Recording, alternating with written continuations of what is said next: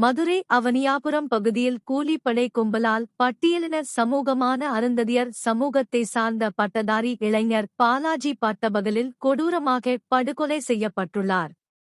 படுகொலை செய்த குற்றவாளிகளை கைது செய்யக் கோரியும் பாலாஜி குடும்பத்திற்கு நீதி கேட்டும் மதுரை மாவட்ட ஆட்சியர் அலுவலகம் முன்பு ஆதித்தமிழர் பேரவை பொதுச்செயலாளர் கோவை ரவிக்குமார் தலைமையில் போராட்டம் நடைபெற்றது. இப்போராட்டத்தில் தோழமை இயக்கங்கள் மற்றும் பேரவைத் தோழர்களும் பொதுமக்களும் பங்கேற்றனர்.